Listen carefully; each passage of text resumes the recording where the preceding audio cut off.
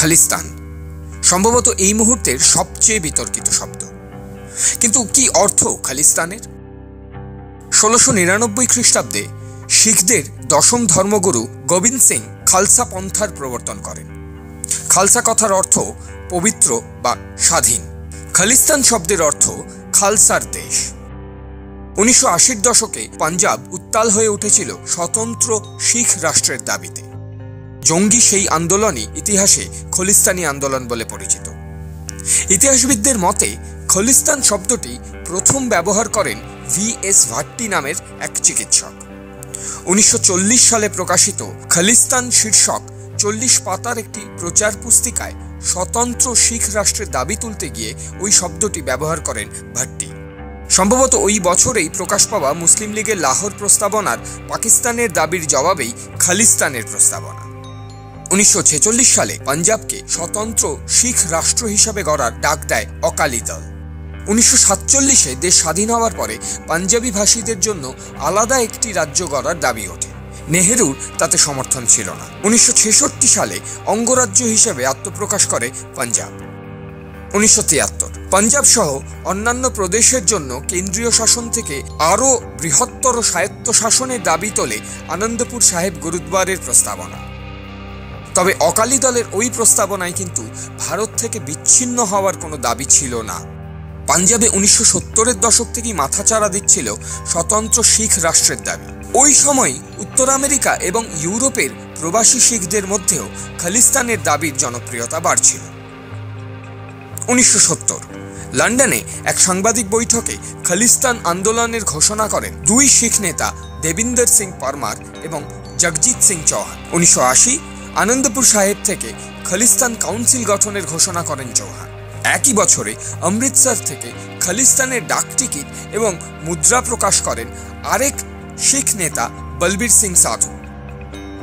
1984 journal Singh বৃন্দনওয়ালের নেতৃত্বে জঙ্গি চেহারা নেয় খালিস্তানি আন্দোলন। রাজনীতি বিশেষজ্ঞদের একাংশের মতে কংগ্রেসের সমর্থনেই পাঞ্জাবের রাজনীতিতে বৃন্দনওয়ালের উত্থান। অকালি দলের সম্ভাব্য জবাব হিসেবেই তাকে সমর্থন করেছিল কংগ্রেস। কিন্তু সব হিসেব পাল্টে সেই অকালিদের সঙ্গেই সমঝোতা করেন বৃন্দনওয়ালে। 1982 সাল থেকে অমৃতসরের স্বর্ণ মন্দিরকে ঘাঁটি বানিয়ে রক্তক্ষয়ী আন্দোলন শুরু হয়। পাঞ্জাবের হিন্দু, নিরঙ্কুশ শিখ এবং বৃন্দনওয়ালের বিরোধিতা করা শিখেদের নিশানা করেন খালিস্তানি জঙ্গিরা। 3রা জুন 1984 অপারেশন ব্লু স্টার। বৃন্দনওয়ালে ও তার সহযোদ্ধাদের দমনে স্বর্ণ মন্দিরে হানা দেয় ভারতীয় সেনা। 24 ঘন্টার গুলির লড়াইয়ে মারা যান বৃন্দনওয়ালে।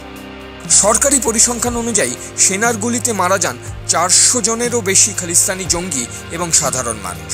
বেসরকারি পরিসংখ্যান অনুযায়ী সংখ্যাটা 5000-এরও বেশি। 31 অক্টোবর 1984 দুই শিখ দেহরক্ষীর গুলিতে নিহত হন প্রধানমন্ত্রী ইন্দিরা গান্ধী। শিখ নিধনকারী দাঙ্গার আগুনে গোটা দেশ জ্বলতে থাকে। 90-এর দশক থেকেই পাঞ্জাবে ক্রমে স্তিমিত হয়ে আসে খালিস্তানি আন্দোলন। তবে এখনও কানাডা, ইংল্যান্ড, আমেরিকা ও অস্ট্রেলিয়ার মতো কিছু দেশের প্রবাসী শিখেদের মধ্যে খালিস্তানের সমর্থন রয়ে গিয়েছে। জুন 2023 কানাডাবাসী খালিস্তানি নেতা হরদীপ সিং নিজ্জারের হত্যাকে কেন্দ্র করে ভারত এবং কানাডার সম্পর্কে অবনতি ঘটে। আঙুল ওঠে ভারতীয় গুপ্তচর সংস্থার দিকে। ভারত অভিযোগ অস্বীকার করে এসেছে। পাঞ্জাবের দীর্ঘদিনের মানবাধিকার কর্মী এবং সাংবাদিক হরতোষ বাল বলছেন, বেশ কিছু দশক ধরেই ভারতে খালিস্তানি আন্দোলনে প্রায় কোনো উপস্থিতিই নেই। তবে মোদী সরকার ধারাবাহিকভাবে খালিস্তানি জুজু দেখিয়ে আসছে। 2011 সালের সেন্সাস বলছে দেশে প্রায় 2 কোটির মতো শিখ, অধিকাংশই পাঞ্জাবের বাসিন্দা। তবে হরিয়ানা, উত্তরপ্রদেশ বা দিল্লির মতো রাজ্যেও শিখেরা রয়েছে। শিখ মানেই যে খালিস্তানপন্থী নন তা বলাই বাহুল্য। 80-র দশকে খালিস্তান আন্দোলনের বিরোধিতা করে জঙ্গিদের চক্ষুশূল হয়েছিলেন অনেক শিখ নাগরিক। আজকের পাঞ্জাবি নাগরিক সমাজ বলছে খালিস্তানের থেকে মুখ ফিরিয়ে নিয়েছে পাঞ্জাব। খালিস্তানের স্লোগান ভেসে আসে শুধু বিদেশ থেকে আসা বাইরের হাওয়ায়।